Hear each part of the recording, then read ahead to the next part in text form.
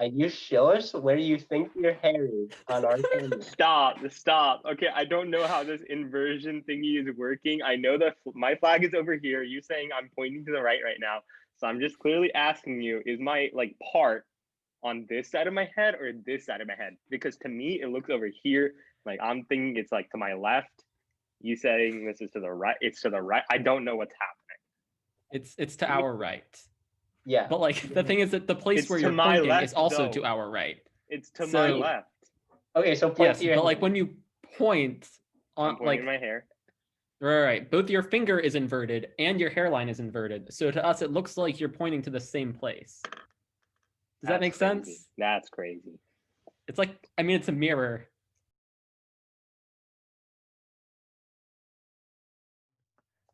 All right, Donovan, let's kick off the second season.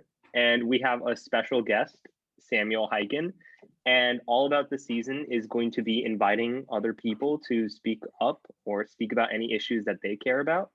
And today's episode is going to be about climate change. So before we delve into that, Donovan, do you have any thoughts or just want to catch up of how college has been for you? College has been rough. Gonna be honest, hit me like a truck this semester. Specifically, engineering like 2200 with Glenn Washer. If you ever have an option to take that class, don't take it. Weren't you telling me all you did in your engineering class was walk around campus and count steps? No, that's transportation. Highly recommend it. That's a great class. And it's great exercise too. It's good all around. But strengths of materials, not fun. How about you, Sam? How's college been for you? Oh man, it's been pretty busy. You know, but I'm enjoying it. We got snow here today, so you know that's fun. Although it's been messing up my hair because like it'll get wet. And then Ayush was complaining earlier that it got all droopy. It is so droopy. It's no longer like frizzled upwards. It's just sad now. It's so sad. Speaking of sad, how did your chem exam go, Ayush? Oh, I don't want to talk about it. Dude, this chem course is literally the hardest thing I've ever done, like, period. I swear to God, like, this professor doesn't have office hours. He doesn't answer our questions. And our entire grade is based off of a midterm and a final. Like, how is this fair? And then he's Gen Chem. This is a Gen Chem course, and he's teaching us quantum mechanics and multivariable calculus. What is this? What does that have to, like, what are you doing in chemistry with that? We're doing like polar coordinate, like wave duality stuff. So like we would be graphing wave functions and they would be a radial and angular part, and we needed to know those things. So we can find like the angular nodes and radial nodes and stuff. Yeah. This is advanced chem at you. This is Gen Chem. Wait, so like, did you take AP Chem in high school? I got a 4 on the exam, but here they let you like skip out of the first half of Gen Chem if you get a 5 on AP exam. So then I had to take a placement exam, and then I did fine on that. So then I'm no longer in Chem 5. But I really regret taking Chem 6 in the fall. I wish I took it in the spring so I could have had the other professor. Yeah. Suffering. I can't relate. All of Carlton's professors are great, so. Yeah, screw you. Like, anyway, he just hates us.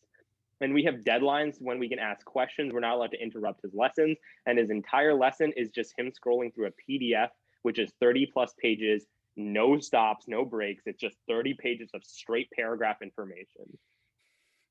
And yeah. Okay, so now that Ayush has gotten that off of his chest, one more thing before we dive into the topic. My charger caught on fire yesterday and left a burn mark on my computer. Oh. And that's a nice computer too. Yeah. It's a nice segue into something else that's burning, the Earth. Yeah. Like the snow outside. Got it. So did either of you happen to have any time to watch, with all your busy work, have any time to watch the Barrett confirmation hearings? I just have seen a lot of YouTube clips about it and Instagram clips, and it was just her refusing to answer any question because it related back to the Trump administration, and she's not allowed to take a political stance, as per her words. So it was just literally 3 days of nothing. We gained nothing from those hearings. But I did learn that she has been supporting a lot of weird jurisdictions in the past, over the past few days. So yeah, so yeah, that was one thing about the hearing. If someone asked a question that was too legally specific, she'd say, I can't answer a legal question without having like actual case briefings or facts of the case as it would appear prejudicial if there's something like actually appearing before the court. And then if anyone asked a question that was not legal related, she'd say, that's political, I can't talk about it. So rather pointless. But there was one, I think, pretty telling portion. I also didn't watch the hearings, by the way. Watch clips. But there was one telling portion that I did watch in its entire like 10-minute like whatchamacallit, you know. And so it was Kamala Harris's questioning of most likely future Justice Barrett. And so one part of that question, she asked, first, do you recognize that you sometimes have to defer to science under the law? And Amy Barrett says, when the law calls for me to defer to executive branch evidentiary findings, then yes, I would defer as the law requires. And what Barrett like kind of seemed to not recognize with that answer is that as a Supreme Court justice, the decision or interpretation of when the law requires her to defer to science and when like there is actual sufficient evidentiary basis for what the executive branch is saying would be up to her, right? So just kind of ignoring that would be a responsibility that is would be up to her when she's just giving this matter of fact answer. And then more specifically, on the issue of climate change. So Kamala Harris asked, do you agree that tobacco causes cancer? And, just Barrett said, yeah, obviously. And then she asked, do you agree that COVID-19 is infectious? And Barrett said, yes, obviously. And then she asked, do you agree that greenhouse gas emissions lead to a warming climate? And then Barrett says, well, that's a political question completely unrelated to the other two. Yeah, I saw actually that part. Yeah, it was quite interesting. When from a scientific perspective, there is very little difference from those two standings. So she's saying she can't give a political opinion, but calling it a political opinion is the political opinion itself. Do you two agree? I think that makes sense. Yeah. Okay. Do you guys also agree that Barrett will probably be confirmed? Yeah, I do. Sadly, yes. Yeah. I mean, there's no reason why she won't. Yeah. So what sort of thoughts do you have, Sam, on what a Barrett Supreme Court would have on our ability to address climate change? I mean, I think that they would probably wind up not doing much to curb climate change. I think that if you haven't a more conservative executive like we have right now, who does not believe that climate change is a significant issue that needs to be addressed, I think that a court with Barrett on it would likely, defer to that stance by the executive. I think that it is probably such a court would be less likely to defer to the stance of a more progressive executive that maybe is more interested in progressive actions by the government to attempt to curb climate change. I don't know. I feel like I haven't said anything particularly controversial so far. Good job. Are we trying to avoid controversy on this show, Ayush? I mean, I've said controversial stuff, so I don't know so much. Yeah, so I mean, sort of ideally, but like sometimes you do have to be a bit controversial to have your opinion. In that case, neither Israel nor Palestine has a right to Jerusalem. In fact, I, Sam Hiken, am the only one with any claim to any religiously important land in the Middle East. All right, we will now not be airing in that region ever again. Yeah. Such a big following there before. I'm just saying, Jews with the news would never have someone on who said that. True. See, this is why you guys got to come for us, for our honest look at the issues. Yeah. I don't think she's going to have any crackdown on the Trump administration's loosening of climate change restrictions, especially as a pretty conservative judge who bases most of her morals on her religious connection to God. Yeah, I don't think she's gonna be doing anything to reverse anything the Trump administration did, or she's gonna spend any time trying to like increase climate change, I guess, activism. So what are people's thoughts on the future of humanity going forward? Specifically, how climate change will affect us. I mean, I think that humanity will continue to exist for at least a little while.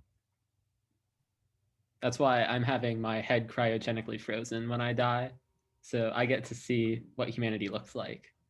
And I mean, but it's good because if climate change like gets so bad that I wouldn't want to like wake up, then like my head will just melt. So it's a win-win. The majority of people who have been cryogenically frozen have had their bodies thawed out and just like discarded because the companies that cryogenically froze them went out of business. Ayush. Okay. So wait, do they still have the head frozen? Nope, they just gave up. Companies are gone. Wait, so why did they run out of business? I feel like that'd be pretty profitable among like the younger generations.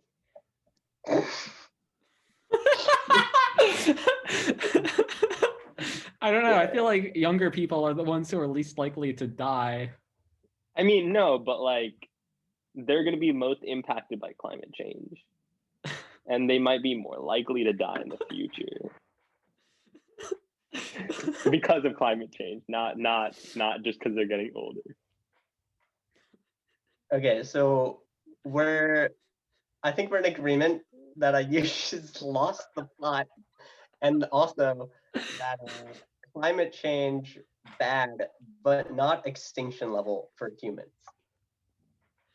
Yeah, I think we can agree on that. Definitely. So, bigger storms, worse crop harvests, less water supply, more acid rain, blah, blah, blah. Lots of problems, but we'll be mostly fine. What about these guys? I think production of hats will remain more or less constant. I think it might go up. Wait, no, I don't have a reason for that. Never mind. Well, I feel like winter hats will probably go down, and like baseball caps will go up. But I don't know. You don't wear those when it's hot. You wear those when it's sunny. See, that's what I was thinking. The problem is that like climate change is caused by the sun getting closer to the earth. So true. If you didn't know. Yes. Big brain. Ayush, thoughts on penguins? Penguins are pretty great. I had a Webkins that was a penguin. It sadly died. And just like the penguins in real life, they're gonna die too because of climate change. So it's quite sad. wonder if And anyone's I ever mean, tried cryogenically freezing penguins. Sorry, go on. Yeah. okay. I mean, just thinking about climate change in general, I feel like it's it's interesting to see COVID-19's impact on our climate, especially like during quarantine and stuff when a lot of people weren't like leaving. Like a lot of areas started to see like clean air and just like better air quality standards after a very, very long time. And our pollution went down like a lot, and it was like pretty significant. And I kind of wonder if that's kind of stayed the same ever since quarantine started, or if we've started to go back to that level. Because now people are like actually getting really concerned about climate change after seeing like the drastic impact that it has had.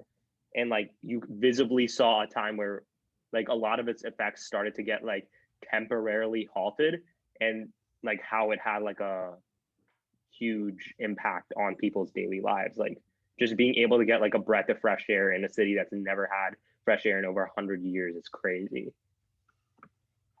Yeah, there are a lot of specifically like in Asia, in China. China is part of Asia.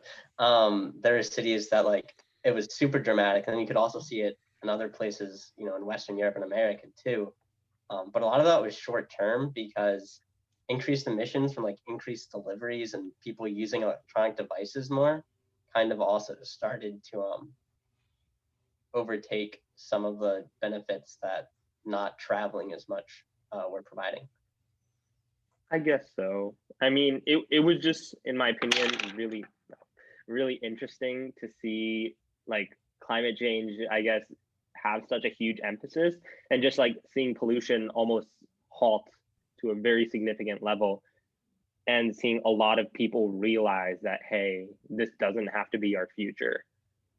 And I like to also think that like people are becoming more aware of climate change because of COVID-19. Strangely, how it is that a pandemic inspires you to be more careful about the climate. But I wonder what like the trends are towards recognizing climate change as like a significant issue, especially in developing countries where they saw like huge impacts, and especially in Asian countries like China, as you mentioned. Yeah, I think, and Sam might have more other thoughts on this, but for a lot of developing countries, they saw that basically from Western Europe, the path to being wealthy is to use a lot of carbon resources and pollute the world. And since they want to increase their wealth, they're kind of torn between going that route, even though they know that there would be negative consequences from that, because like to them it would be unfair. So I think if we want to actually, if developed countries want to ensure that the world meets climate change goals and doesn't have climate change that will hurt everyone, they would need to also support developing countries in getting wealthier without other with low carbon like strategies. Yeah. Yeah. I think that makes sense. You know, especially when you sort of frame like especially when you like sort of frame the issue in terms of like the what's often like oftentimes like, you know, wealthier like Western countries are at least like historically somewhat culpable for like the lack of development in other nations. And so I think it makes sense to argue that these like countries like the United States or a lot of countries in Western Europe have a responsibility, I guess, to sort of aid currently developing countries with like sort of sustainable development, I suppose. Especially since like a lot of the greatest impacts of climate change are going to be felt like near the equator. So in like, you know, in Africa and in parts of Latin America where like, you know, the Donovan, are you frozen? No, you're good. Where like you know, the lack of development is oftentimes the most acute. Yeah. Yeah, I mean, just having an emphasis on green tech and just making sure that we're not being hypocritical, just like forcing green tech on developing nations while using like a heavy coal industry in our nation is really important. But I mean, something that I feel we completely forgot to address was like the whole wildfires that we had in California. And that was like a huge climate change thing, because those fires don't happen that often, like to such an extent. And I feel like climate change definitely made them worse, to the point that you could see darkening skies all across the United States, even though the fires started at the West Coast. And Yeah, I like, think go for it. so like large wildfires are getting, more common as it's getting hotter and drier, the climate there. And then also you're seeing that like wildfires are part of nature. There just didn't used to be $1 million house built right next to the forest. So it's kind of a mixture of where the climate in the area is getting like more dangerous for people, and more people are moving to the area. Well, that marks a good ending note for this episode. We didn't have much structure, but thank you, Sam, for being our first guest and talking a little bit about climate change. You guys have any final I also things disproved you it. want to say? Oh yeah. There. Snow. Any Well, you didn't have a thoughts? snowball, so I can't give you full credibility there. So until you get a snowball, you'll never live up to that congressman.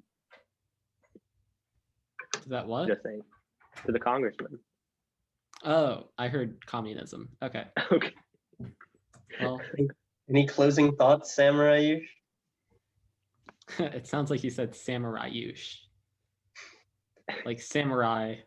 Yeah, I got it. Sam, go first.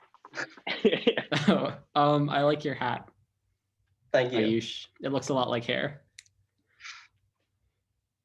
Yes, I imagine. Except it's Donovan parted on the right, hair, which is kind of not a great look for you.